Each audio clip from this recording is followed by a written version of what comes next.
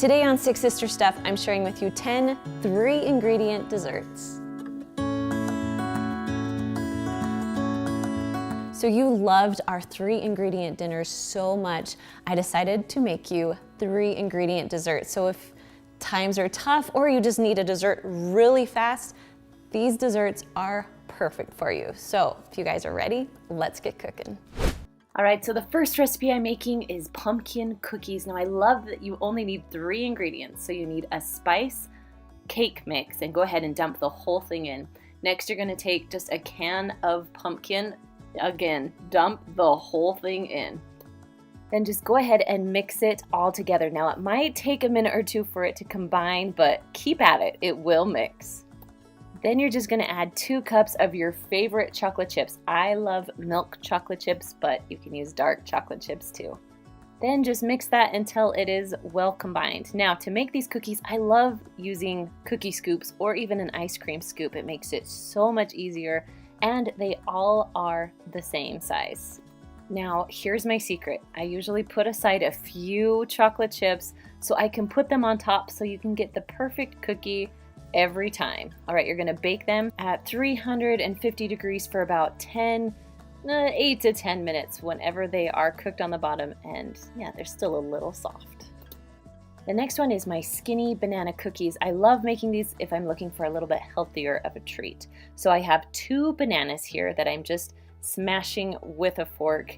You can use a blender or a beaters too, whatever makes it easiest for you. Now once it is nice and soft, you're going to add 1 cup of old-fashioned oats into the mixture. Then you're going to add about 1/4 cup of semi-sweet chocolate chips or milk chocolate chips, whatever one you choose. Then you're going to mix it well. It's going to take a minute to get everything wet, but just give it some time. Again, I'm using my cookie scoop because I love using it. They're all uniform and they all cook the same. So that's why I love using a cookie scoop. Now you're going to cook this at 350 degrees for about 12 to 15 minutes until they harden up and they are cute little banana cookies. The next one is Rolo Pretzel Turtle Bites. Now I would suggest getting smaller pretzels than I have here because the Rolo did not want to stay in the middle, so smaller pretzels is a must, but they still worked out. So you're going to put a Rolo on each pretzel. Then you're going to cook it in the oven at 350 degrees for about 3 minutes. The Rolos are going to be melty, and all you have to do is put a pecan on top and you are done. Next up is 3-ingredient Reese's Fudge. Now, it really is 3 ingredients, and you guys, it is one of my favorites. So you're going to take a 9x9 square pan, line it with foil, and then spray it with cooking spray. Then you're going to take your Reese's. I had a very good helper helping me today. We're going to do 16 on the bottom of the pan. Next, you're going to take 3 cups of chocolate chips and then just dump them into a microwave-safe bowl. Now you could do this on the stove top also, but I love using the microwave. Then you're going to take 1 can of sweetened condensed milk and just pour it in over your chocolate chips. Then I like to microwave in 30-second increments and then stir in between each 30 seconds. Then stick it right back in the microwave. Now once everything is melted, it's starting to get a little bit thick. This is how we like it. So now it's time to put it onto your Reese's. We're making the rest of the fudge. Go ahead and pour it on very gently. The Reese's might come up a little bit as you're spreading, so just try and hold them down as you spread. Now it's time for the topping, and of course it needs to be Reese's. So I started out with 22 Reese's. I put 16 on the bottom, and the rest I am just crumbling up and I'm pressing down into the fudge. So when it cools and hardens, the Reese's will be stuck in there. Now I let this sit in the fridge for about 1.5 hours, and it is hardened and ready to go. So I carefully pull away my foil, and then you can cut right into it. Now I love this fudge because you don't need a candy thermometer, and it actually keeps its shape pretty well. I also love that you can see the Reese's on the bottom and on the top. Now whenever I make this fudge, it is gone instantly. Next up is my Luscious lemon cake. Now I love this because you only need 2 ingredients. So we have lemon cream pie filling and then 1 box of angel food cake.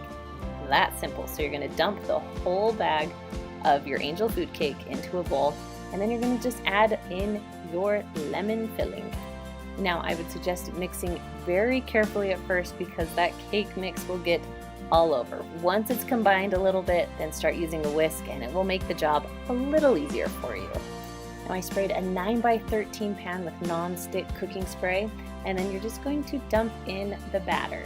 Spread it around as evenly as you can, but don't worry, it will cook and it will even out pretty well.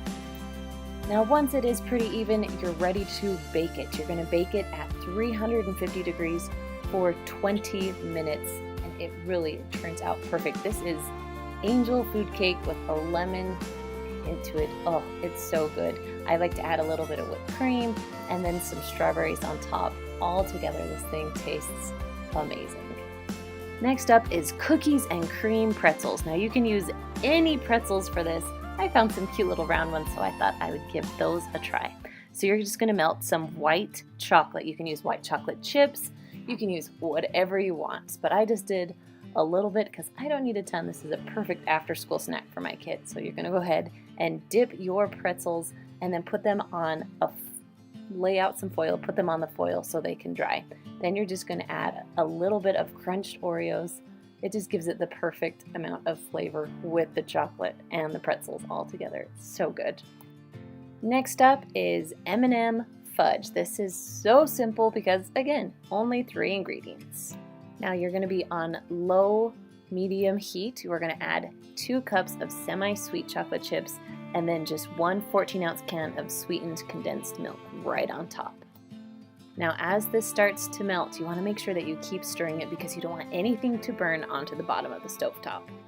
Now once it's all melted, you're going to go ahead and add 3/4 cup of those little mini baking M&Ms and just mix them just until it's combined, no more than that. Then you're going to take a 9x9 pan, make sure it's covered with foil, spray some non-stick cooking spray on it, then go ahead and spread your fudge all along the bottom of the pan. Then you're going to take the rest of your M&Ms and gently put them on top. Then you're going to press down so as the fudge hardens, the M&Ms will stay in the fudge. Now I like to keep it in the fridge for about an hour or two, let it stiffen up, and then go ahead and remove the foil. Gently cut into it, and then you're going to have perfect fudge pieces. I like these because they stay in their shape. They're not really gooey. They are perfect every time. You don't have to use a candy thermometer. It really is the easiest fudge recipe. The next recipe is banana bread, or kind of like banana cake. So you're going to start with 2 bananas. Overripe, go ahead and smash them up till it's nice and smooth. Then on top of that, you're going to add half of a package of a cake mix. Now, you can double this recipe and use the whole cake mix and add more bananas, but I didn't want a ton of banana bread, so I'm just halving the recipe today. So I use half the package. Then you're just going to add 1 egg and then mix it all together. Those are your 3 ingredients. Now once it's all mixed together and pretty smooth, I mean, you will have a little bit of banana chunks in there, which is, I think, delicious. You're going to go ahead and spray 2 small pans. Then go ahead and trying to even out your cake batter, or I guess your banana cake batter, there we go. So each pan is about filled the same. Next, you're going to preheat your oven to 350 degrees and you're going to cook these for about 30 minutes. Now, if they need to cook a little more, go ahead and do that, but I like them a little bit golden brown and they are super soft in the middle. Up next is my 2-ingredient strawberry fudge. Now, this is super simple because you just need 2 ingredients. You need strawberry frosting and you need white chocolate, about 12 ounces of white chocolate. So you're going to go ahead and dump your frosting into a bowl, and then you're going to add your hardened white chocolate into it also. Now you want to make sure your bowl is microwavable. Then you're going to microwave it in 30-second increments just until everything is melted together. Now go ahead and set your frosting mixture to the side. You're going to get a 9x9 square pan. I lined mine with foil, sprayed a little bit of cooking spray, and then you can dump your strawberry fudge right into it. Now it went pretty flat on its own. Now I'm going to add just a little bit of sprinkles because, you know, I have lots of little girls and they love the sprinkles. So we're going to add a little bit of red sprinkles on top just to give it a little extra.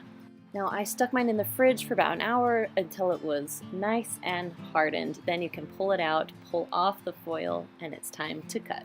Now I know what you're thinking. It's a little odd that it's just 2 ingredients, but I'm telling you, it is my kids' favorite kind of fudge. Now of course I need an Instant Pot recipe in here, so I'm going to make Dulce de Leche or homemade caramel. So we're going to start out with a 14-ounce can of sweetened condensed milk. Now I'm actually going to cook it inside of this can, so we have to take the wrapper off. Now once the wrapper is off, this is the most important part. Take the lid off. You will have an explosion or something horrible, so make sure the lid is off. Now to make it a little bit easier, you want to put something down below, so whether it's foil or a trivet, something so it's just not right sitting on the bottom. Then you're going to cover your can with aluminum foil. Now make sure it is sealed tight as you can get it. Then you're going to put your can just right on top of your trivet.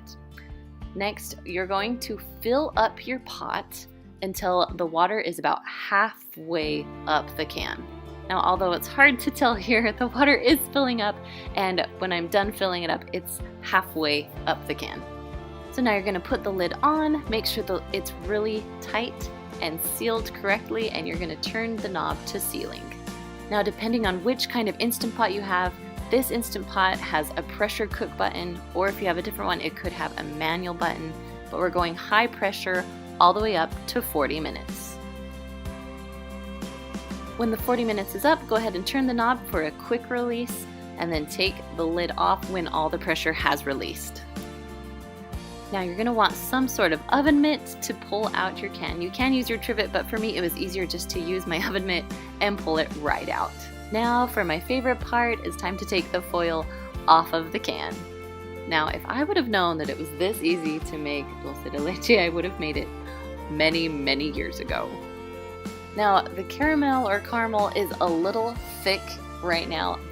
The goal is to get it nice and smooth. So I like to dump mine into a bowl and put about a half a teaspoon of vanilla on top and just start mixing. Now keep mixing because it will get smooth and it will start to set up. As soon as it sets up, you can serve it with apples. I like to serve it with a little bit of sea salt on top. Now I just had a recipe a few weeks ago where I made some caramel poke cake. That would be delicious on this poke cake. Now, if you love these desserts, you're gonna love our 3-ingredient dinners. You can find that right up there. And I will see you guys next time. See ya.